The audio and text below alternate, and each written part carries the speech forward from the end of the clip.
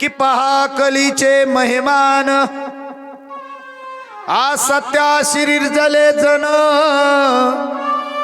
पापा देती अनुमोदन करती हेळन संतांचे, आईशे या धर्माचे बळ। कोण पवित्र, कोण ज्ञानी, कोण भक्तिवान, कोण काय माहित नाही, पण कलियुगामध्ये दादानो कलियुगानं काय केलं, एक पवित्र अशी गोमाता होती, तिचं एक बछडं होतं, ते जे वासरू होतं ना दादानो ते बैल होता, बैल। ऐका, आणि त्या बैलाकडे पाहिल्यानंतर राजा परीक्षितीनं लांबून दृश्य पाहिलं, काळकुट्ट माणूस आहे आणि एक गायीच्या डोळ्यातलं पाणी, आणि ते दृश्य पाहिल्यानंतर परीक्षितीनं सांगितलं, खबरदार, कोण आहे? लट लट लट लट लट लट कापत होता कलियुग। महाराज मी कलियुग आहे, चालता हूं माझ्या राज्यातून, माझ्या राज्यात का गायीवर अत्याचार करतो मूर्ख, हा राजा जिवंत आहे, मेलेला नाही। आधी तुला माझ्याशी झुंज खेळावं लागेल, तेव्हा तुला ऐका पवित्र गोमातेवर अत्याचार करता येणार नाही। कलियुगाला कळालं, ज्याच्या पूर्वजासाठी जगाच्या मालकाने स्वतःच जीव अर्पण केला 5 पांडवासाठी, त्याचा असणारा हा अंशज आहे परीक्षिती।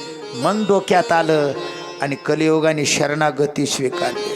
महाराज शरणागती, पण 5 पांडवाकडे शत्रू जरी आला ना आणि शरण आला की माफ होतं बरं का, पण कलियुगामध्ये लय उदार होत जाऊ नका। बरेच माणसं तो शिकवतात कलियुगामध्ये दादानो, मनात एक ठेवी जा, होटाव एक ठेवी जा, तरच जग आहे महाराज। परीक्षितीकडे शरण आलेल्या कलियुगाकडे पाहिलं, परीक्षितीने सांगितलं, मूर्खा, हा परीक्षिती जिवंत असताना तू गोमातेवर अत्याचार करतो, एका बैलावर अत्याचार करतो। माय बापानं ती गाय आणि ती जे बैल होतं ती कोण होती माहिती का? गाय होती पृथ्वी, लक्षपूर्वक आहे का? गाय होती पृथ्वी, आणि त्या पृथ्वीचं जे लेकरू होतं का बैल, त्याचं नाव होतं धर्म। मायबापांनो, धर्माचं आणि पवित्र गोमातेचं म्हणजे धर्म आणि पृथ्वी हे माय लेकर आहेत, लक्षपूर्वक आहे का बरं का? हो, माय लेकर आहेत, आणि त्या माय लेकराला दादानो जर आपल्या राज्यामध्ये आपल्या देशात जर खूप त्रास होत असेल तर खरं बोला, आपल्याला भोगावं लागेल का नाही? किती लोक गायीची कत्तल करण्यासाठी गायी दारातल्या ऐकल्या शेतकऱ्यांना, पण माहिती का माझी पवित्र गोमातेच्या अंतःकरणामध्ये 33 कोटी देवता निवास करतात, आणि ज्याच्या दारामध्ये गावरान गायीनं दादानो तो माणूस नाही, तो साक्षात देव स्वरूप माणूस आहे।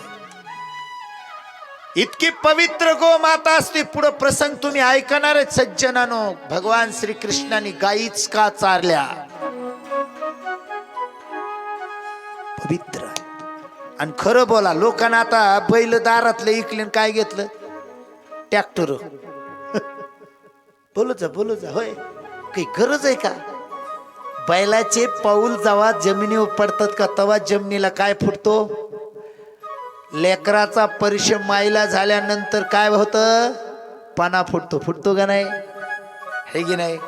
गाईचं वासरू गाईकडे प्यायला धावत घेतल्याबरोबर एक हिसका मारू द्या महाराज, आईचं अंतःकरण इतकं द्रवित होतं, इतकं प्रेम पाजर होतो की सर्वस्व शरीरातलं अमृत दादानं वासरासाठी ती पूर्ण स्वार्पण करते। पृथ्वी कोण आहे? गाय आहे। बैल कोण आहे? धर्म आहे। आणि धर्माचं पृथ्वीचं नातं काय आहे? माय लेकराचं नातं आहे। मग खरं बोला, बैल जर धर्म आहे मग दारातला धर्म तुम्ही विकल्यानंतर आणि दारात ट्रॅक्टर आणल्यानंतर किती सुख भोगणार आहेत? जेव्हा त्या बैलाचे पाऊल दादांनो तुमच्या शेतात पडते ना, त्यावेळी शेताला पाना फुटेल आणि उत्पत्ती दादांनो भरभराट होईल।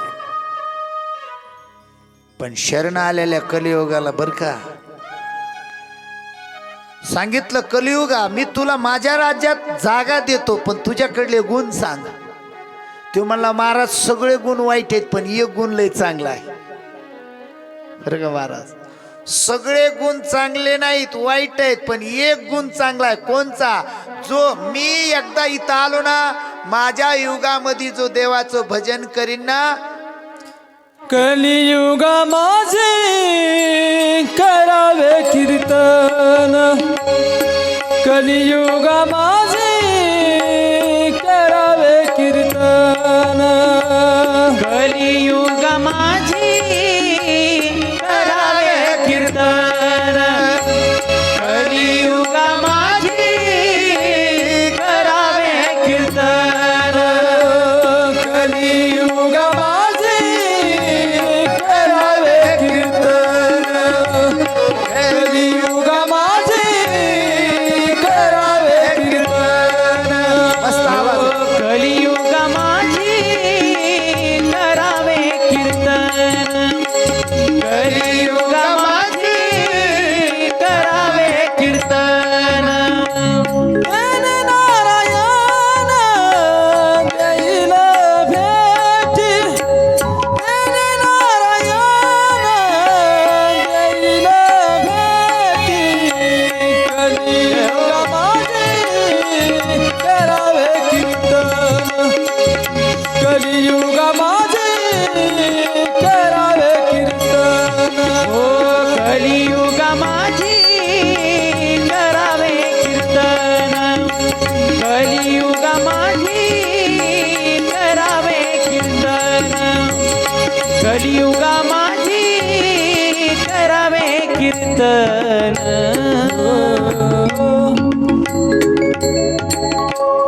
राजानं सांगितलं तुझ्याकडे गुण कोणचा आहे? तो म्हणला महाराज कलियुगामध्ये जो कीर्तन करीन का बस त्याच्यापासून मी दूर राहणार.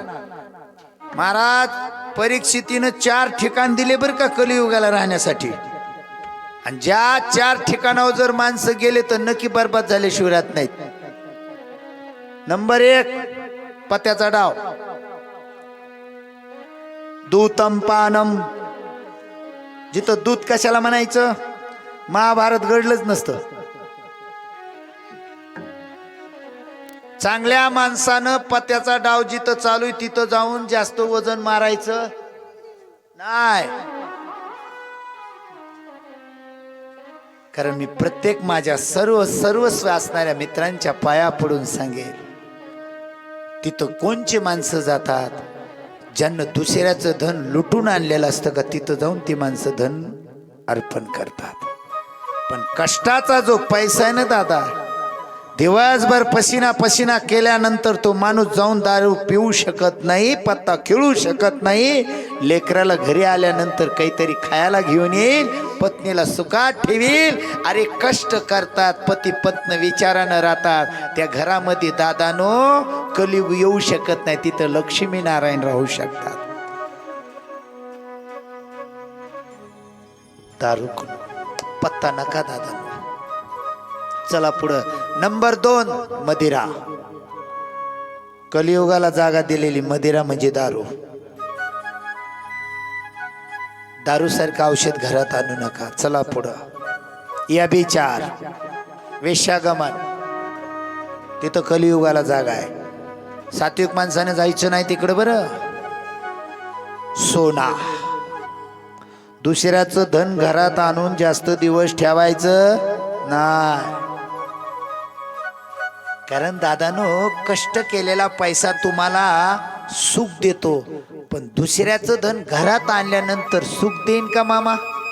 नाही. कारण धनाच्या माग अनार्थ सांगितले. म्हणून कष्टाचा पैसा तुम्हाला चुकीच्या रस्त्यावर जाऊन देणार नाही. हा, हे मात्र खरं आहे. कष्ट करा की कष्टाविना फळ ना मिळते,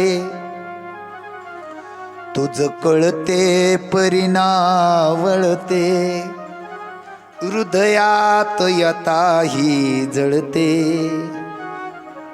जाव लांडुनी सरिता सागरा सोडी, सोन्याचा पिंजरा आकाशी जप गेरे पाकरा सोडी सोन्याचा पिंजरा तुझ पंख दिले देवान करविहार सामर्थ्यान दरी डोंगर हिरवीरान कष्ट करा दादा आणि कष्ट केलेला पैसा तुमच्या घरातल्या सगळ्या परिवाराला सुखात झोप देतो पण दुसऱ्याचं धन घरात आणल्यानंतर त्या धनाच्या पायी तुमचं घर दादानं दुःख भोगतं म्हणून ह्या 4 गोष्टींवर नियंत्रण ठेवा चुकून इकडे जाऊ नका सात्विक परिवार सुखात ठेवा कलियुग तिथं निवास करतो पण जिथे भजन कीर्तन नामसप्ताह अखंड चिंतन विठोबाचं आहे अशा ठिकाणाहून कलियुग दूर आहे पण परीक्षितीनं जागा दिल्या आणि कालांतराने परीक्षितीनं काय केलं महालामध्ये गेल्यानंतर उद्या शिकारीला जायचंय म्हणून कारागृहामध्ये गेला आणि एक मुकुट डोक्यावर घातला तो मुकुट कुणाचा होता तर मगध देशाचा राजा जरासंधचा डोक्यावर परिधान केला दुसऱ्याचं धन घेतलं परीक्षितीनं डोक्यावर आणि जेव्हा शिकारीला चालला पण रस्त्यात कलियुगाने त्या मुकुटात प्रवेश केला बोलो प्रेम से जय श्री कृष्ण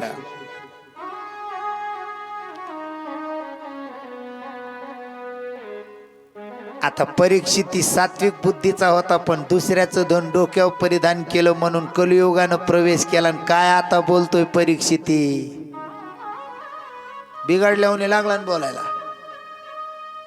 शिकार दिवसभर भेटले नाही 5चा टाइम झाला थकल्याला परीक्षिती तहान लागली एक ऋषीचा आश्रम गाठलं आश्रमावर गेला तिथला साधू महान भगवत भक्त होता संध्या आटपून बसला होता ध्यान लावलं होतं डोळे बंद होते त्या महान भगवत भक्ताचं नाव होतं शमीक ऋषी त्या शमीक ऋषीच्या आश्रमावर परीक्षिती व्याकुळ झालेला आहे आणि परीक्षितीनं ऋषी शांततेने ध्यान मुद्रा करून बसलेले पाहिले आणि एकाएकी परीक्षितीनं दादानं बोलणं बंद ठेवलं आणि नम्रतेने परीक्षिती चरणावर वाकणार तितक्या डोक्यातला कलियुग बोलू लागला आणि तो डोक्यातला कलियुग आता बोलतोय परीक्षिती बोलत नाही काय म्हणतोय कोण आहे हा साधू ढोंगी साधू आहे 4 देव राजा आलेला दिसत नाही साधूला नक्की कपट असणारा हा महान ढोंगी साधू आहे यानं मला बघितलं असेल आणि वाटलं असेल आता हस्तिनापूरचा राजा आहे याचा आदरपूर्वक मला सन्मान करावा लागल त्याच्यापेक्षा मी ध्यान मुद्रा करतो म्हणजे राजा तिकून तिकडे निघून जाईल हा आता परीक्षिती बोलत नाही कलियुग बोलतो काय बोलतो कलियुग पाता पाता कलियुगाने किती मोठं काम केलं मेलेला सर्प समोर पडलेला होता निद्रेस्त असणारे समाधीस्थ असणाऱ्या साधूच्या गळ्यात बाणाच्या टोकाने सर्प उचलला आणि त्या शमीक ऋषीच्या गळ्यामध्ये टाकला आणि हसत हसत निघून गेला घरी राजा आला घरी आल्यानंतर डोक्यातला मुकुट पत्नीच्या हातात दिला आणि शांत बसल्यानंतर डोळे बंद केले आणि भगवंताची मूर्ती आठवली लगेच पत्नीला म्हणतो राणी आज एका साधूचा अपमान करून मी घरी आलोय आज एका साधूचा अपमान करून मी घरी आलोय नक्की मला काय झालं काही जाणवलं नाही पण पत्नी दादानं सांगितलं मालक नक्की काहीतरी तुमच्याकडून अपराध झालाय तुमचा चेहरा मला सांगतोय ज्या स्त्रीला दादानं आपल्या पतीचा चेहरा कळतो ना तिला पतिव्रता म्हणतात म्हणून धन्य भाग्याची आहे व तिचा पती तिचा देव असतो पतीची भूमिका आणि मग पतीच्या मुखातले शब्द आहे खरंच माझ्या हातून साधूचा अपमान झालाय एवढंच नाही झालं त्या साधूच्या गळ्यात मी मेलेला सर्प टाकला आहे गलत कर्म करून आल्यानंतर घरामध्ये दादानं सुख नसतं बरं किती प्रयत्न केले ना तुम्ही एखाद्या साधूचा अपमान कधी करीत जाऊ नका दादानो गळ्यात टाळ घालून जर देवाचं भजन करीत असेल ना तशा माणसाची निंदा कधीच करू नका त्याची हेळना करू नका नाही तुम्हाला त्याचं पटलं तर तुम्ही रस्ता दुसरा धरा पण त्याचा अपमान करू नका केलं तर काय होतं माहिती का ऐका पुढं. कौशिक गंगेमध्ये स्नान करणारे मित्रांनी येऊन बघितलं तर गुरु महाराजांच्या गळ्यात एक सर्प दिसला. पळत गेले आणि शमिकाचा पुत्र काशी गंगेत स्नान करीत होता. कौशिक गंगात सांगितलं, बेटा तुझ्या परमपित्याच्या गळ्यामध्ये कोणत्या तरी राजानं सर्प टाकलाय. तीर्थात एक पौल होता, हातात जल घेतलं. ज्याही राजानं माझ्या बापाचा अपमान केलाय, मेलेला सर्प गळ्यात टाकलाय, मी त्या राजाला असा शाप देतो की त्याच्या वंशात पुन्हा कोणी चूक तशी केली नाही पाहिजे.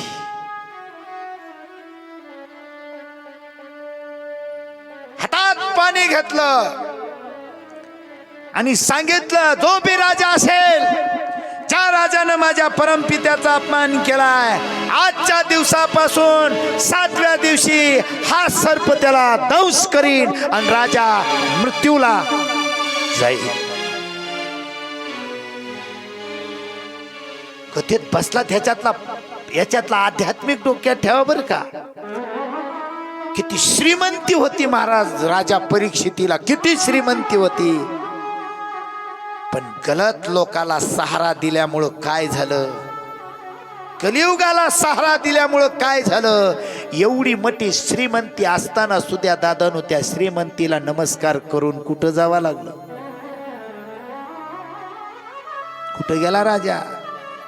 शमिकाच्या समोर आलेल्या पुत्राला विचारलं, शृंगी का रडतो. बाबा हस्तिनापूरचा राजा तुमचा अपमान करून गेलाय. काय म्हणतो तू. हो बाबा, तुमच्या गळ्यामध्ये सर्प टाकला होता. अरे मग राजानं मजा केली असेल रे, त्याला तहान भूक लागली असेल, इथं कुणी आश्रमावर कुणी दिसलं नसेल, याकुळ झाला असेल, वैतागला असेल, मग काय होतं सर्प टाकला. अरे लोक तर आपल्याला अत्याचार म्हणून नावाने पुकारतात. आज राजा, उद्या तोच राजा एक दिवशी हारा आपल्या गळ्यात टाकतो आणि त्याने सर्प टाकला म्हणून काय झालं. आपण संत आहेत रे, संतानं समाजाचं सहन करायचं शिकलं पाहिजे. आणि ज्यानं सहन केलं त्याचंच मंदिर होतं जगात. बोलो प्रेम से जय श्री कृष्ण. अंतकरणामध्ये जर तुमच्या ईर्ष्या असेल ना, अंतकरणात जर तुमच्या काम असेल ना, अंतकरणामध्ये जर तुम्ही दुसऱ्याचे दोष बघत असेल ना, तर तुम्ही संत नाही दादानो, तुम्ही संत नाही. कारण संत कसे पाहिजे की संत समागम, इतका संत समागम पाहिजे नवनीतासारखा. दुसऱ्याच्या सुखात आणि दुःखात जो सामील होतो त्याला संत म्हणतात. जो दुसऱ्याची काम करतो त्याला साधू म्हणायचं. जो दुसऱ्यासाठी जगतो दादा त्याला माणूस म्हणायचं. पुत्राला सांगितलं, आताच्या आता हस्तिनापूरला जा. अरे तो राजा त्या हस्तिनापूर मध्ये राज्य करतो म्हणून तुम्ही आम्ही संत इथं गुपित आहेत. असता मागच आपला काटा काढला असता राक्षसाला. तू शाप देऊन बसलास.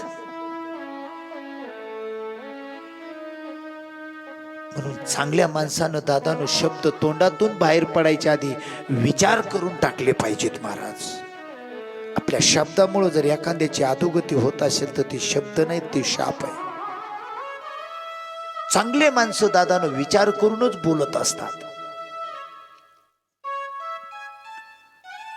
शमिकानं जाऊन परीक्षितीला सांगितलं, माझ्या पुत्राकडून चूक झाली त्याबद्दल मी शर्मिंदा आहे, पण माझी एकच विनंती आहे, आजपासून 7व्या दिवशी तुम्हाला मृत्यू आहे.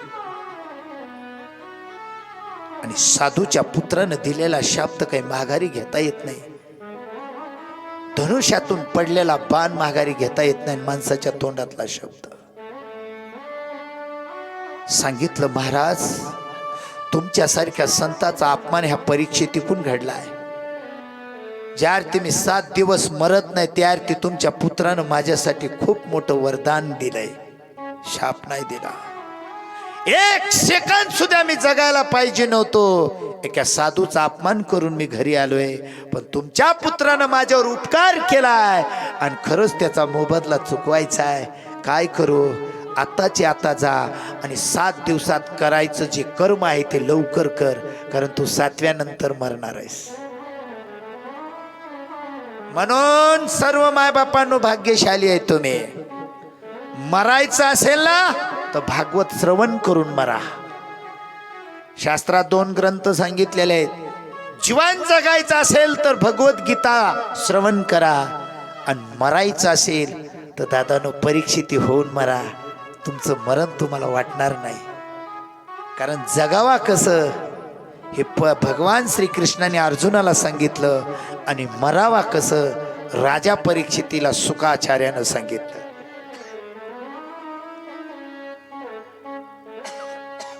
म्हणून मी तुम्हाला सांगत नाही, मी बोलत नाही, इथं महान साधू पुरुष पुरावे देऊन सांगतात. गीता भागवत करीती श्रवण अखंड चिंतन विठोबाचे. जो गीता आणि भागवताचं श्रवण करतात ते देवाचे कोण होतात? अखंड म्हणजे चिंतन करणारे भक्त होतात.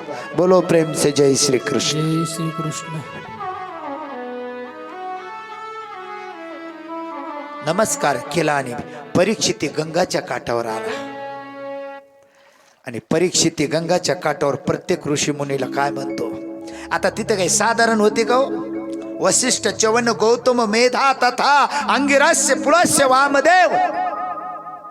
पण एकाच्या पुढे राजा दुःखित आहे, पण त्या साधूला उत्तर देता आलं नाही. महाराज आजपासून 7व्या दिवशी मरणार आहे, काय करू? महाराज आजपासून 7व्या दिवशी मरणार आहे, काय करू? एकालाही उत्तर देता आलं नाही. पण तितक्यामध्ये काय झालं? व्याकुळ असणारा राजा, तितक्यामध्ये काय झालं? व्याकुळ असणारा राजा सर्व संतांच्या समोर विनंती करतो. कुणी म्हणतं आमचा चातुर्मास चालू आहे, कुणी म्हणतं इकडची तारीख घेतली, कुणी म्हणतं इकडे कथा सुरू करायची, मला तुम्हाला देता वेळ येणार नाही. सगळ्यांना आपापले अंग काढून घेतले. प्रश्न पडला, राजा व्याकुळ आहे. या राष्ट्राचा, या हस्तिनापूरचा राजा संकटात सापडला. दर्यातले खोऱ्यातले सर्व संत महंत तपस्वी सर्व असणारे राजाच्या दुःखात सामील झाले. का झाले? त्यांच्या राजाच्या पूर्वजांनी समाजावर खूप मोठा उपकार केलता. माणूस जिवंत असताना महिमा कळत नसतो, माणूस मेल्यानंतर मातीला माणसं ज्या अर्थी इतके आले त्या अर्थी त्या माणसाचा महिमा त्या दिवशी कळतो. बोलो प्रेम से जय श्री कृष्ण.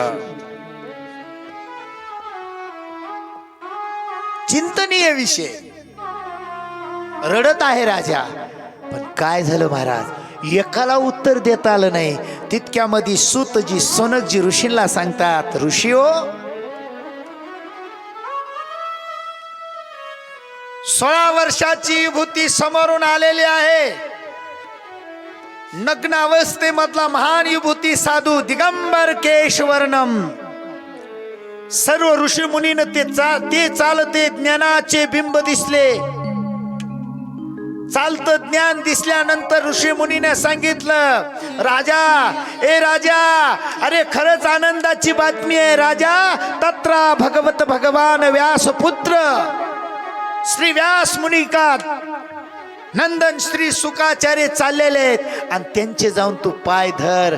नक्की तुझं मार्गदर्शन फास तेच करू शकतंय. 16 वर्षाची युवती, राजसुकुमार मदनाचा पुतळा, रवी ससी कळा लोपलिया.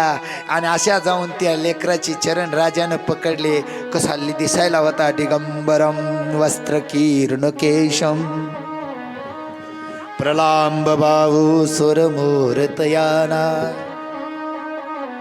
विष्णुरात राजाने व्याकुळ होऊन, परीक्षितीनं व्याकुळ होऊन सुका मुनीच्या चरणी नतमस्तक होऊन सांगितलं, महाराज जल्दी मरने वाले का मुक्ति का साधन बताइए महाराज. आजपासून मी 7 दिवसात मरणार आहे.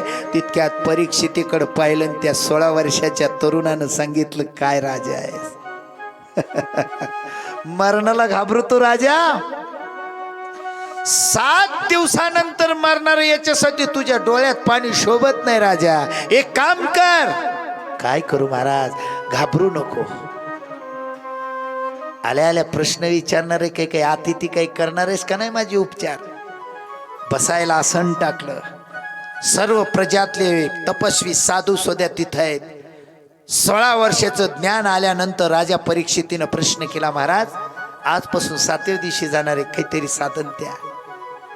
परीक्षितीकडे पाहिलं, सुखमुनीनं सांगितलं, आलेल्या अतिथीचा आधी काय केला पाहिजे? आदर केला पाहिजे. का आल्या आल्याच प्रश्नामागं प्रश्न टाकलीस तू? काही आहे का नाही रुबाब? आलेल्या अतिथीला काय केलं पाहिजे? ती कुंकवली मावशी झोपली बघा, जणू काय धरून आणून बसविल्यात. हो, त्यांना पाहिजे रंगी बेरंगी, हे की नाही, इकडचं तिकडचं. पुराण उघडले की लय जड जातं. तरी मी गोष्टी सारखं सांगतो तुम्हाला कळावं म्हणून. झोपू नका. शेजारीन झोपली तर हळूच चिमटा घ्या, तिला कळता कामा नाही. बोलो ना प्रेम से जय श्री कृष्ण. जय श्री कृष्ण. तोंड उघडीचा जय श्री कृष्ण म्हणल्यावर शेजाऱ्याचं पाप डोक्यावर येत नसतं. जरा मोठ्यानं म्हणा खाल्ल्यावनी. बरं लय खाऊन येतात म्हणूनच झोपता का?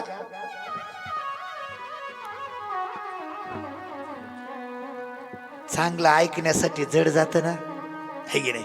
थोडं मनोरंजन केलं म्हणजे हा हा हा मग मजा येते. इकडचं तिकडचं नाही, पण ते काय असते मग थोडा विषय कट होतो, कळत नाही. मग बोलो ना प्रेम से जय श्री कृष्ण. कोणी तो तोंडच उघडलं नाही. कसा देव तुमचं चांगलं करीन बरं. हा, मगापासून एकलाच बडबड करतोय, तुम्हाला काय हाय का नाही?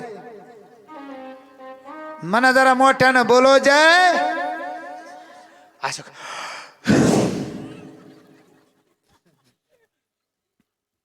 सगळ्या सावध झाल्या. मामाला नका ढकलो. सगळ्या सावध झाल्या. आता ताण नाही. आणि त्यातले त्यात पुन्हा अशी इमारत माझ्या समोर बसवल्यात की हे मला डायरेक्ट म्हणतात, महाराज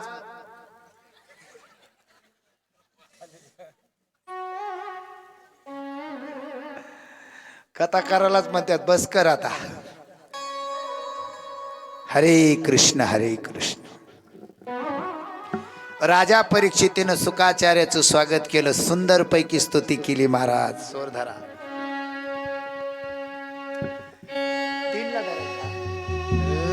हर की कथा सुनाने वाले, की कथा सुनाने वाले, हर की कथा सुनाने वाले. ताली ताली स्वागत. सुनाने वाले, उनको लाखो प्रणाम, उनको लाखो प्रणाम. उनको लाखो प्रणाम. टाळी वाजून सुखाचार्याचं स्वागत करा.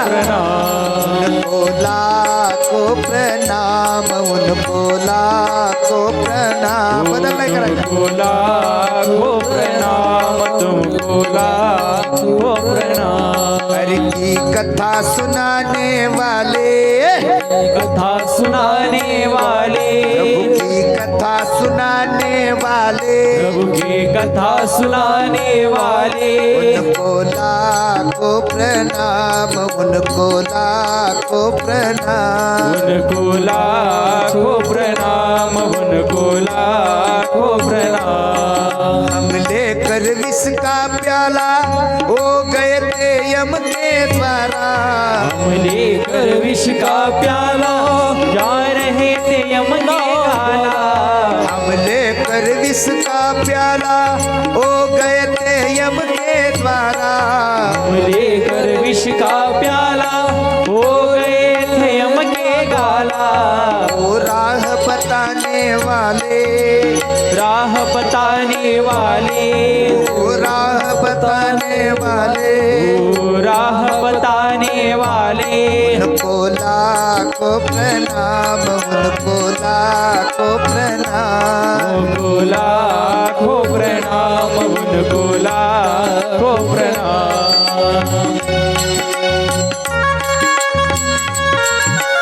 राजा परीक्षिती सुखाचार्यांचं स्वागत करीत आहे. स्वागत. बसायला आसन. सर्व ऋषी मुनी स्वागतासाठी.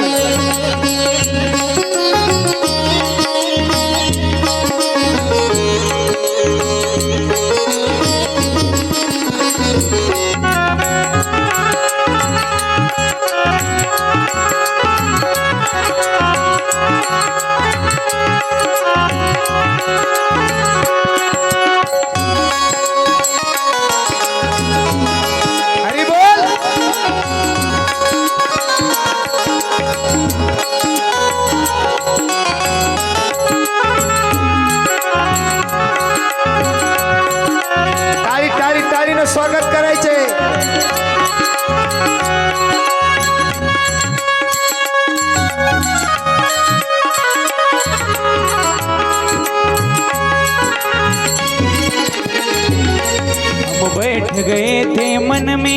पलकों बैठे थे तन में हम बैठ गए गए थे मन में, वो खो गए थे तन में। बैठ गए थे मन में, पलकों बैठे थे तन में।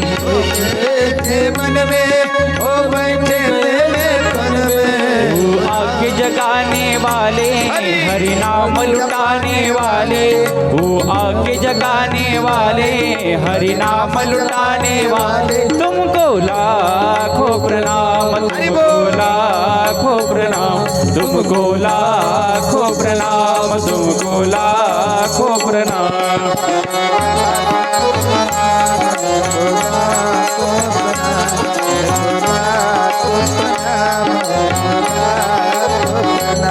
हम पार तेरा क्या पावे, बस शीश नहीं यही गावे।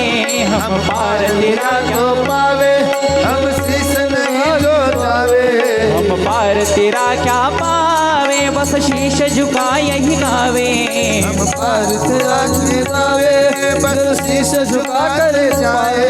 वो प्रेम लुटाने वाले, हरि नाम लुटाने वाले, वो प्रेम लुटाने वाले, हरि नाम लुटाने वाले। तुमको लाखों प्रणाम, तुमको लाखों प्रणाम, तुमको लाखों प्रणाम, तुमको लाखों प्रणाम।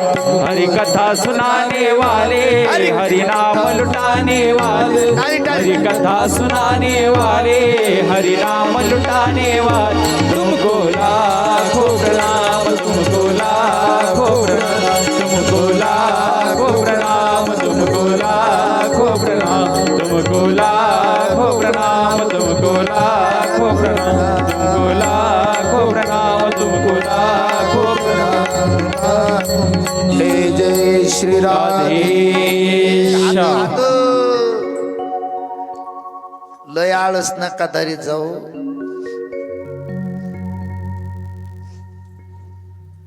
इतका आनंद झाला दादानं पुष्पार्पण केलं, चंदनम समर्पयामे। आणि जेव्हा सुखदेवाचं स्वागत केल्यानंतर मग भाव तिथं देव प्रगट होतो। आल्याला पाहुणा किती दिवस घरी ठेवायचं हे तुमच्या पहिल्या दिवशीच्या स्वागतावर अवलंबून आहे। त्या दिवशी जर तुम्ही डिल्यावानी स्वागत केलं हो, आणि मग पाहुण्यानं बी विचार करायचा किती दिवस राहायचं। लयच गुलाबजामुन अमुकन तमुकन खायला दिलं म्हणजे पाहुण्यानं घरी जाऊन जायचं नावच काढायचं नाही का? हो, पहिलं दिन पाहुणं पण दुसऱ्या दिवशी, पहिल्या दिवशी होईन पुरणपोळी पण दुसऱ्या दिवशी बेसन भाकर। मग त्यातली त्यात घरात एखादी सुगरणीन बरी असली तर बरं आहे, मग तर काय नाही, तिसऱ्या दिवशी भाकरी करू पुन्हाच घालते खाऊ। तिसऱ्या दिवशी भाकर करपलेली घर ताटात आली की समजायचं आता हल्ली मुक्काम बदलला निघा। पण काही पाहुणे आले जायचं नावच मावशव काढीत नाही तो। घरातल्याला म्हणावं लागतं पाहुणं काय ते मी तुम्हाला म्हणत होतो काय ते, हा पप्प्याच्या आईची आठवण आली का? हा मी तिलाच बोलवतो इकडं। जायचं नावच नाही, याला म्हणायचं नाही आदर दादानं। आदर ज्या दिवशी केला त्या दिवशी स्वागत। इतका आनंद झाला आणि राजानं प्रस्ताव मांडला, महाराज आजपासून 7व्या दिवशी जाणार आहे। येडा आहेस तू राजा? अरे ज्याचा जन्म झालाय तू जाणार हे पक्क आहे। बरेच जण मरायला घाबरतात, पण वैराग्य कुठं धारण होतो माहिती का? मसान वाट्यात। असे चेहरे बघायचे, एखाद्याच्या मातेला गेला की तुम्हाला चेहरे सगळ्याचे बघायला भेटत। हो, असं शांत वातावरण असतंय। तिकडं पेटवायला सुरू केलं की डायरेक्ट मग एक जण सकाराम तुकारामला म्हणतो, उसन्या तांबाखूला उसना चुना म्हणेत गेला रे शंकर तात्या। मग सकाराम म्हणतो मग आपला बी नंबर एक दिशा आहे। असेच आपल्याला येऊन फुकून घरी जाणार आहेत। तिथं असे विचार करते तर घरी आल्यावर मरायचं नाव काढीतच नाहीत ना।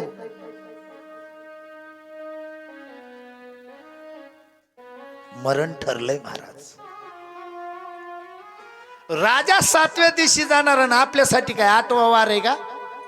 होय होय मामा, 8वा वार आहे आपल्याला. आपण बी 7च दिवशी जाणार. मग कुणी मंगळवारी जाणार, कुणी बुधवारी जाणार, कुणी कधी जाणार, कुणी दिवसा, कुणी रातचं, कुणी खाता, कुणी पिता, कुणी चलता, कुणी प्रवासा. पण कधी जाणार सांगू शकता का कथेत बसून? क्या भरोसा है इस जिंदगी का कि साथ देती नहीं वो किसी का. क्या भरोसा है इस जिंदगी का कि दम निकल जाएगा चलते चलते, क्षमा बुझ जाएगी जलते जलते.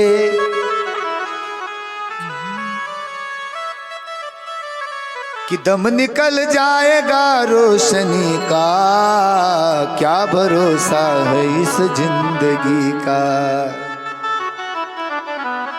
आज बसलोत कथेत, उद्या बसू याची काय गॅरंटी आहे महाराज. कि आराम के है सब संग साथी, जब वक्त पड़ा तब कोई नहीं. मतलब के है सब जग इस दुनिया में, किसी का कोई नहीं. सब है पैसे के भाई, दिल का साथ नहीं कोई. खाने पीने को पैसा है तो जरूरी बंदी करे, एक दिन खाना नहीं मिला तो फिर के जवाब करेगा. सब है पैसे के भाई. जब टिकट मिला है ऊपर का डेरा किया मशानों में, वहां जलाने वाले लाखों थे, मरने वाला कोई नहीं. पेटवणाराची गर्दी पण पेटत ते त्याला माहिती. सगळे माणसं घरी येतात, 10 दिवस चिंता करतात आणि मग 11व्या दिवशी राम राम. कि नाही कुणाचे कुणी, तुझे नव्हे रे कोणी. नाही कुणाचे कुणी, तुझे नहे रे कोणी. अंतिल जाशील एकल प्राण्या माझे माझे म्हणून. अंतिल जाशील एकला प्राणा माझे माझे म्हणून. नाही जाशील एकल प्राण माझे माझे म्हणून. हो अंती जाशील एकल प्राण माझे माझे म्हणून. नाही गुणाचे कुणी, तुझे नव्हे रे कोणी. नाही गुणाचे कुणी, तुझे नव्हे रे कोणी. अंतिल जाशील एकला प्राण माझे माझे म्हणून. अंतिल जाशील एकला प्राण माझे माझे म्हणून. अंतिल जाशील एकला प्राण माझे माझे म्हणून. खरं बोला, कुणी कुणाचं नसतं दादांनो. राजा परीक्षितीला सांगितलं, सुखाचार्यानं काय काळजी करतो, 1 तास उरला खटवंग रायाशी. अरे 1 तासात त्यानं त्याचं मुक्तीचं साधन केलं, तू काय घाबरतो? म्हणजे वैद्य सुद्धा पेशंटला व्यवस्थित सांगणारा पाहिजे ना. नसता इतके पैसे लागतील, तुमचं असं झालंय, तुम्हाला एवढं एवढं ऑपरेशन करावं लागेल.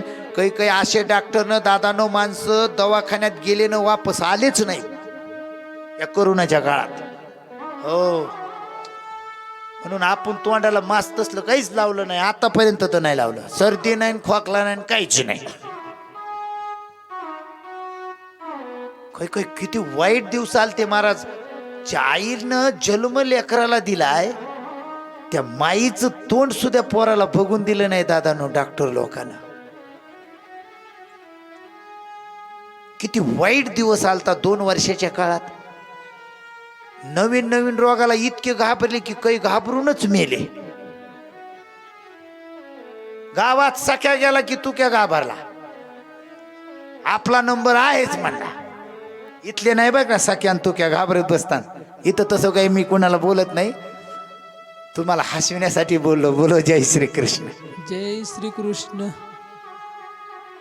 गावात एखादं गेलं की दुसरं म्हणतं आपला नंबर आलाच. अहो आला माणूस तर ते गेलो. सगळे घाबरले. ज्या गलीत पेशंट निघलं तिकडं कुणी जायचं नाही. आणि काही तर पैसे चगळून नाही चुरून घेतले महाराज. पैसे गेले, माणूस गेला, खाली दादा नसलं. याच्यासाठी भागवत ऐकायचे, याच्यासाठी कथा ऐकायची, याच्यासाठी सप्ताह करायचा आहे, याच्यासाठी संप्रदाय करायचा आहे की आपलं अंतकरण धाडस करा. मर जे होईन ते होईन, मरण होईन. मरायच्या आधीच घाबरून मेले. काही तर झटक्यात गेले. रामकृष्ण हरी. बटन वरून यमानं दाबलं की इकडं कार्यक्रमच संपला. मार्गदर्शन केलं. मग राजाचा प्रश्न आहे, वरियाने ते प्रश्न. वा राजा, काय प्रश्न. वा, तुझ्या हिता करता नाही. कलियुगात जेवढे जीव जन्मणार आहेत ते 7च दिवसात जाणार आहे, त्यांच्यासाठी बोलो. सृष्टी प्रक्रिया सांगितली महाराज. या पृथ्वी तलावर काहीच नव्हतं दादा. पहिलं चंद्र नाही, सूर्य नाही, तारा नाही, गगन नाही, काही सुद्धा नव्हतं. अहम ब्रह्मास्मीन. फक्त या पृथ्वी तलावर फक्त ब्रह्म होतं. आणि त्या ब्रह्माची इच्छा झाली अनेक जण व्हावा म्हणून माया उत्पन्न केली. तिचं नाव आहे ढालगज. की पहिले कोटेच नव्हते काही, चंद्र सूर्य तारा नाही, अवघे शून्यच होते पायी कानोबा तेरे तेरे. तेथे एक ढालगज निर्माण झाली. ढालगज म्हणजे ही माया. हो, माया म्हणतात. मायाचा अर्थ काय होतो? जे दिसतं हे जेवढं दिसतंय तेवढं खोटं करते. आणि जे दिसत नाही त्याचं नाव ब्रह्म आहे, आणि जे दिसतं तिचं नाव माया आहे. म्हणून या मायेचा आश्रय कुणी घेतला? ब्रह्माने घेतला. आणि या दोघांच्या मिलनातून ह्या जगाची सज्जनानं उत्पत्ती झाली. भगवंताचं मान होतं दादानो. की ज्ञानम परम गुहे यद विज्ञानम समर्जन. देवाची मनातली इच्छा प्रगट झाल्यानंतर देवाच्या नाभी कमळातून एक 4 मुखाचा ब्रह्मदेव प्रगट झाला. आणि ब्रह्माला सांगितलं उत्पत्ती करा सुरू. त्या काळात उत्पत्ती सुरू केली दादानो. आणि ब्रह्मदेवाने हो रज, तम आणि सात्विक रूपांतरातून 3 प्रकारची सृष्टी निर्माण केली. चला पुढे. इतकं दिव्य विभूती तयार केली दादानो. सप्तर्षी ऋषी तयार झाले. तत्र नारदजी. आणि एक एक करता करता सज्जनानो ब्रह्मदेवाने मनु आणि शतरूपा राणीचा जन्म स्वीकारला. या पृथ्वी तलावर पहिले एक पुरुष आणि एक नारी तयार झाली. त्या नारीचं नाव होतं शतरूपा आणि त्या पुरुषाचं नाव होतं मनुराजा. या पृथ्वी तलावरले पहिले स्त्री आणि पुरुष जर कोण असेल तर मनु आणि शतरूपा त्या काळात तवा. आणि या दोघांपासून ही तुमची आमची सृष्टी निर्माण झाली. पण महाराज सांगितलं, बाळांनो तुम्ही दोघं पती पत्नीचं रूपांतर करा आणि सुंदरपैकी प्रजा निर्माण करा. पण सांगितलं बाबा पती पत्नी झालो तर आम्ही, पण आमच्यासाठी घर कुठे? घर म्हणजे त्या काळात पृथ्वी होती. पण ती पृथ्वी दादानो एका राक्षसानं नेऊन पाण्यात टाकली होती. कोण होते ते राक्षस? त्याचं विचिंतन करायचं आपल्याला. थोडंसं चिंतन करायचं. पण मला वाटतं थोडंसं भजन करू. थोडा वाणीला विसावा होतो आणि तुम्हालाही फ्रेश होता येतं, है की नाही?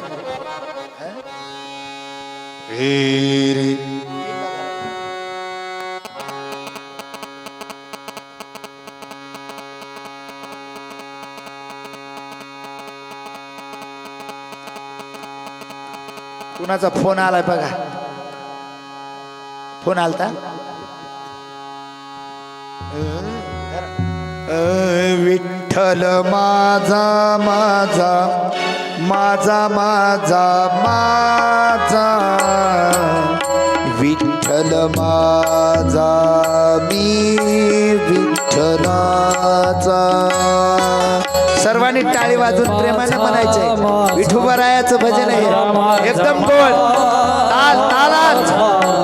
विठ्ठल माझा मी विठ्ठलाचा. विठ्ठल माझा माझा माझा माझा माझा माझा विठ्ठल माझा मी विठ्ठलाचा विठ्ठल माझा माझा बेस. टाळी थोडे हात थोडे समोर घ्या अंगातली थंडी पळून जाईल विठ्ठल माझा माझा माझा माझा माझा विठ्ठल माझा मी विठ्ठलाचा विठ्ठल माझा माझा माझा टाळी हा. विठ्ठल माझा मी विठ्ठलाचा विठ्ठल माझा माझा माझा माझा विठ्ठल माझा मी विठ्ठलाचा मला सर्वजण सर्व हरी हरी राधे विठ्ठल माझा मी विठ्ठलाचा विठ्ठल माझा माझा माझा माझा विठ्ठल माझा मी विठ्ठलाचा विठ्ठल माझा माझा विठ्ठल माझा मी विठ्ठलाचा विठ्ठल माझा माझा माझा माझा माझा विठ्ठल माझा मी विठ्ठलाचा बोला बोला विठ्ठल माझा टाळी टाळी हा. माझा माझा माझा राधे विठ्ठल माझा मी विठ्ठलाचा विठ्ठल माझा माझा माझा माझा माझा विठ्ठल माझा मी विठ्ठलाचा विठ्ठल माझा माझा माझा माझा विठ्ठल माझा मी विठ्ठलाचा विठ्ठल माझा माझा माझा माझा विठ्ठल माझा मी विठ्ठलाचा विठ्ठल माझा माझा माझा माझा टाळी टाळी टाळी टाळी विठ्ठल माझा माझा माझा माझा विठ्ठल माझा मी विठ्ठलाचा विठ्ठल माझा माझा माझा माझा माझा विठ्ठल माझा मी विठ्ठलाचा हरी बोल माझा माझा माझा माझा माझा विठ्ठल माझा मी विठ्ठलाचा विठ्ठल माझा माझा माझा माझा माझा विठ्ठल माझा मी विठ्ठलाचा विठ्ठल माझा माझा माझा माझा माझा विठ्ठल माझा मी विठ्ठलाचा विठ्ठल माझा माझा माझा माझा विठ्ठल माझा मी विठ्ठलाचा विठ्ठल माझा माझा माझा माझा माझा विठ्ठल माझा मी विठ्ठलाचा विठ्ठल माझा माझा माझा माझा माझा टाळी टाळी टाळे विठ्ठलाचा विठ्ठल माझा माझा माझा माझा माझा माझा माझा माझा माझा विठ्ठल माझा मी विठ्ठलाचा विठ्ठल माझा माझा माझा माझा माझा विठ्ठल माझा मी विठ्ठलाचा विठ्ठल माझा माझा माझा माझा माझा विठ्ठल माझा मी विठ्ठलाचा विठ्ठल माझा माझा माझा माझा माझा विठ्ठल माझा मी विठ्ठलाचा विठ्ठल माझा माझा माझा माझा माझा विठ्ठल माझा मी विठ्ठलाचा विठ्ठल माझा माझा माझा माझा माझा विठ्ठल माझा मी विठ्ठलाचा विठ्ठल माझा माझा मी विठ्ठलाचा विठ्ठल माझा मी विठ्ठलाचा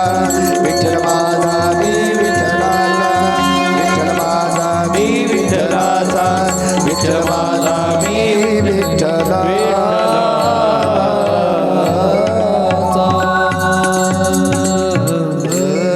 विठ्ठल माझा माझा माझा माझा माझा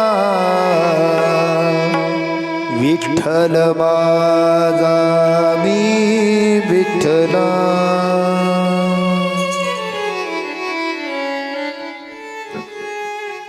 राजा परीक्षितीनं प्रश्न केला, महाराज आमचा तुम्हाला प्रश्न आहे. सृष्टी निर्माण करण्यासाठी मनुष्य तरुपा राणीला जे सांगितलं, पृथ्वी कोणी नेली महाराज?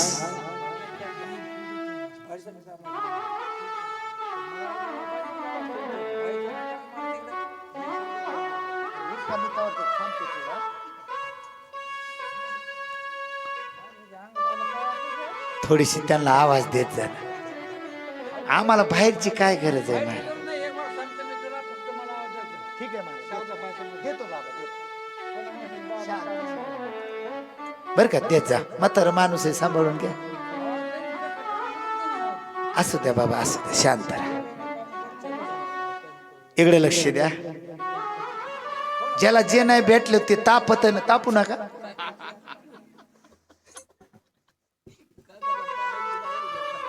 बरेच जण म्हणते देव श्रीमंताला भेटतो, बरेच जण म्हणते विद्वानाला देव भेटतो. पण का जातसे इदुरस्य यादवपते. महाभारतामध्ये इदुर काका सुकाचार्य म्हणतात, कारण हीच कथा मैत्री इदुराचा संवादात सुद्धा कथा झालेली भागवताची. उद्या शांतीदूत होऊन भगवान परमात्मा 5 पांडवासाठी 5 गाव मागायला जाणार आहेत. लक्षपूर्वक ऐका. सुकाचार्यांचा संवाद सुरू झाला.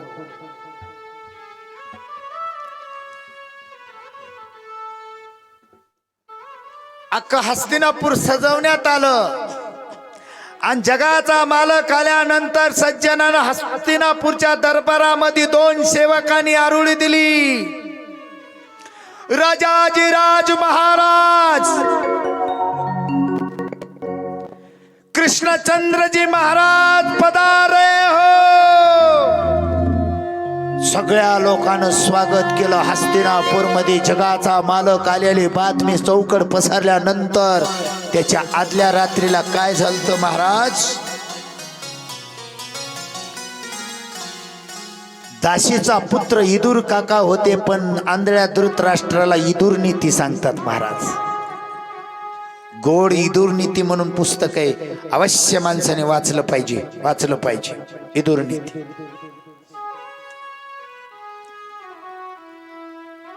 कि यदा तु राजा सुसुनं सुप्रधान पुस्नेन धर्मेन निगया दयाना भ्रातोरस्य वीतुसुतनं विबंधनं. महाराज, छोटा भाऊ या नात्यानं बोलतो, तुमचा ज्येष्ठ पुत्र दुर्योधन आहे ना, खूप वाईट आहे. आणि शास्त्र सांगतं, अंगाला रोग झाडायच्या आधी ते रोग जिथून सुरुवात झालं तिथलं छेदन केलं पाहिजे महाराज. टोपल्यामध्ये समजायचं 100 आंबे, पण त्यातला 1 आंबा नासलाय. शहाण्या माणसाने नासलेला आंबा फेकून द्यायचा मावल्या हो, का बाकीचे आंबे? बोला ना. नासल्याला फेकायचा का बाकीचे चांगले आहेत 99 ते फेकायचे? हा, हुशार आहेत कथा ऐका त्यात म्हणायचं. तसं इदुरानं सांगितलं, दादा मी तुमचा भाऊ या नात्यानं बोलतो, दुर्योधन तुमच्यात नासलेला कांदा आहे आणि मला वाटतंय तो उचलून फेकला तर बाकीचे नासणार नाहीत. एवढंच बोलले इदुर काका. दुसऱ्या दिवशी दुर्योधनानं सांगितलं, दाशीचा पुत्र असून माझ्या विरोधात माझ्या बापाला भडकितोस? चालता हो म्हणले माझ्या राज्यातून. महाभारतामध्ये दादानो पांडवाच्या पक्षामध्ये धर्मराज युधिष्ठिर होते धर्मराज. आणि जोपर्यंत दादानो हस्तिनापूरमध्ये धर्म म्हणजे यमाचं प्रतीक होते इदुर काका, तोपर्यंत देव शांतीदूत होऊन आले नव्हते. पण देवाला कळलं की दुर्योधनाने इदुराला सुद्धा हाकाललं.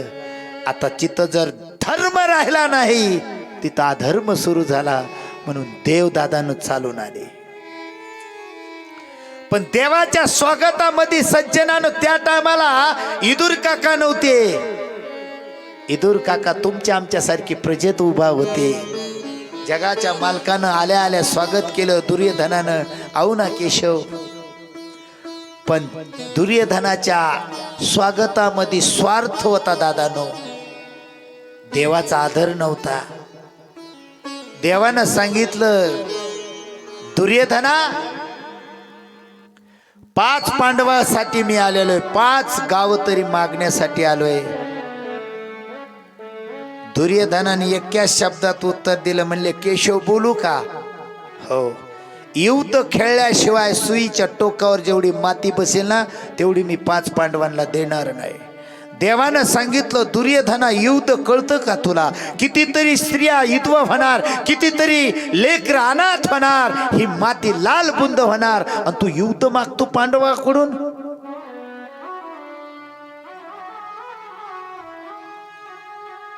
त्यावेळेस कपटी असणाऱ्या दुर्योधनाने शकुनाचा आश्रय घेतला होता, शकुनी मामाचा. देवाला कैद करायचा प्रयत्न केल्यानंतर देवानी चतुर्भुज रूपामध्ये सगळ्याला दर्शन दिलं. तिथं गंगापुत्र भीष्माचार्य असून सुद्धा काही बोलू शकले नाहीत. भगवान श्री कृष्णानं सांगितलं दुर्योधना तुझं मला भेटलं, देऊ शकत नाही ना, येऊ तर ठीक आहे. पण गंगापुत्र भीष्माने दुर्योधनाला सांगितलं नालायक आहेस तू, कुणापुढं तू बोलून गेला तुला कळलं का? ज्याचा आवाज ऐकल्यानंतर सगळे राजे सुद्धा थर कापत होते. तू द्वारकानाथ श्रीकृष्णाच्या पुढं काय बोलून गेलास? ह्या गवळ्याच्या पोराला कैद करा आदेश दिलास? अरे तू इथं फक्त एकमेव जिवंत आहेस इथं गंगापुत्र भीष्म आहे म्हणून. मागच तुझं धुपण वाजलं असतं राजा, पण तू आज देवाचा अपमान केलास. माफी. हात जोडून दुर्योधनाने सांगितलं केशव नाराज होऊ नका, माझ्या आईनं तुमच्यासाठी सुंदर असा दुधाचा पेला दिला आणि जेवणाची व्यवस्था केली. देवानं सांगितलं जिथं प्रेम नाही तिथं देव जेवत नाही.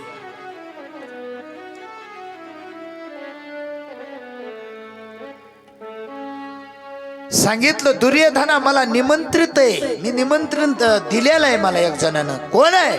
म्हणले इदुर काका. पब्लिक मध्ये उभा असणारा इदुर म्हणला देव तर आता आला आणि कधी मला भेटला आणि कधी मला दिलं निमंत्रण?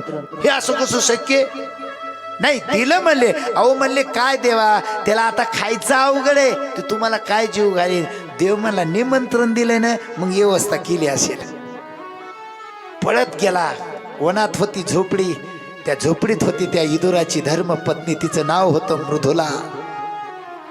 आपल्या प्रिय राणीला सांगितलं अगं किती भाग्यशाली तू या झोपडीमध्ये जगाचा मालक प्रसाद घेण्यासाठी येत आहे. पतीचे शब्द ऐकल्यानंतर त्या मृदुला देवीनं काय केलं, अख्खी आपली झोपडी सारवून घेतली. मावल्या आज देव माझ्या घरी येणार आहे. देवानं उद्धवाला संग घेतला आणि सज्जनानं भगवान परमात्मा त्या घरी गेले. कोणच्या घरी? हो उद्धवजी चल विदुरा घर जावे, उद्धवजी चल विदुरा घर जावे. आपल्याला आवाज येत आपल्याला. चल विदुरा घर जावे, बाकीचे गायकांचे आवाज कमी द्यायचे. चल विदुरा घर जावे. हो शबरी के बेर सुदाम जी की चावल, शबरी के बेर सुदाम जी की चावल, रुचि रुचि भोग लगाए, चल विदुरा घर जावे, उद्धव जी चल विदुरा घर जावे, चल विदुरा घर जावे विठोबाजी चल विदुरा घर जावे विठोबाजी चल विदुरा घर जावे विठोबाजी चल विदुरा घर जावे दुर्योधन की म्यावा त्यागी साज विदुर घर पायो सबसे ऊंची है प्रेम सगाई. पण दुर्योधनाचं त्यागलं बरं का. जिथं दादानं स्वार्थ तिथं देव जेवत नाही. इदुर काकाने दादानं काय केलं सांगितलं, पत्नीला मी आता केळीच्या बागामध्ये जातो आणि एक केळीचा फण घेऊन येतो, तोपर्यंत तू देवांची व्यवस्था कर. बिचारी स्नान करण्यासाठी बसली. जगाचा मालक म्हणतो, काकी ताटी उघडा काकी. अर्धवट कपडे अंगाला गुंडाळी. दादानं देवाचा चेहरा बघितल्यानंतर काय करावं तिला काहीच कळेना. आओ ना केशव इधर बैठो ना, केशव या जगा अच्छे नाही, इधर बैठो ना, ही जगा अच्छी नाही, इधर बैठो ना. अख्ख्या झोपडीमध्ये देवाला नाचिलं महाराज. अरे ज्याच्यासाठी दादानो युगच युग गेले महाराज, उलट टांगून घेतलं साधू मुनीनं. पशु पक्षी जेव्हा त्यांच्या शरीराला येऊन छेदन करतात त्यावेळेस त्या साधूनं, उलट्या टांगलेल्या साधूनं सांगितलं पक्ष्यांना, पक्षी दादानो जोपर्यंत जगाचा मालक आम्हाला भेटत नाही तोपर्यंत तुम्ही डोळ्याला फक्त खाऊ नका. कि कागासन खाइयो चुन चुन कर खाइयो मांस, दो नयन छांड दियो पिया मिलन कियास. ए पक्षी दादानो, जोपर्यंत जगाचा मालक या दोन डोळ्यानं बघत नाही तोपर्यंत डोळ्याला मात्र चुंची मारायचं काम करू नका. कि जन्म जन्म मुनि जतन कराई, अंतिराम कही आवत नाही. जन्मची जन्म गेले, देव सपनात आला नाही. आज इदुराच्या धर्म पत्नीने जगाचा मालक अख्ख्या झोपडीत नाचविला आणि देवाला केळी खायला द्यायला लागली. केळीच्या आतला गाभारा फेकून द्यायची आणि देवाला कातडी खाऊ घालायची. जगाचा मालक तिच्याकडे बघून खात होता. एक केळ नाही खाल्लं दादानो, 40 केळाची कातडी देवानं खाल्ले. तिची प्रेम भक्ती पाहिल्यानंतर पत्नीला हाक मारली, सुनते जी धीरे बोलो. अरे देव येईल लवकरात लवकर, देवासाठी माखन मिश्री लाव, हे मी ब्रज मधून घेऊन आलोय. ती म्हणली घेऊन आलात? अरे मी देवाचं स्वागत करण्यासाठी थांबतो म्हणले ताटीच्या दारात. ती म्हणली ताटीच्या नाही, श्रीमानजी कव्हाच येऊन बसलेत. बघितलं तर श्रीमानजी चुलीपशी केळी खात होत नव्हते, कातडे खात होते. हळूच देवाच्या हातातलं कातड घेतलं आणि पेढा हातात दिला. पेढा देवानं तोंडात टाकला आणि सांगितलं, काका जो स्वाद छिलके में है ना वो स्वाद तुम्हारे पेड़े में नहीं है. देवाला दादानं किती प्रेमानं खाऊ घातलं. देव त्याच्या अंतकरणातला भाव बघतो महाराज, भाव. सांगितलं, काका कि अन्न वस्त्र मुझको न चाहिए, आप हो जाए मेरा बस यही सत्कार है. भाव का भूखा हूं मैं, भाव ही एक सार है. जो मुझको भाव से भज उसका बेड़ा पार है. त्या इदुर काकाला जेव्हा भगवान परमात्मा शेवटला निज धामाला जातात त्यावेळेस उद्धवापाशी सांगतात, 2 अवतारामध्ये 2च माणसानं मला खाऊ घातलं प्रेमानं दादानं. बरं का, देव बोलतो, मी नाही बोलत. या पृथ्वी तलावर नाही, 2 देवाचे 24 अवतारात भागवतात सांगितलेत. पण 2 अवतारामध्ये 2 भक्तानं देवाला इतकं जीव घातलं की देव म्हणला की माझी आई सुद्धा मला इतकं जीव घालीत नाही. रामायणाच्या प्रसंगी वनवासात शबरीनं जीव घातलं आणि भागवतामध्ये दादानं इदुराच्या पत्नीनं भगवान श्रीकृष्णाला जीव घातलं. दोन्हीही फळच आहेत. पण दादानं त्या टायमाला देव भक्तीसाठी वेडा होतो आणि भक्ताचा प्रेम स्वीकारण्यासाठी देव वैकुंठाला लाथ मारतो. मी का बोलतो दादानो, देवानं दुर्योधनातली सगळी असणारी जी प्रेमाची होती ती स्वार्थात घातली.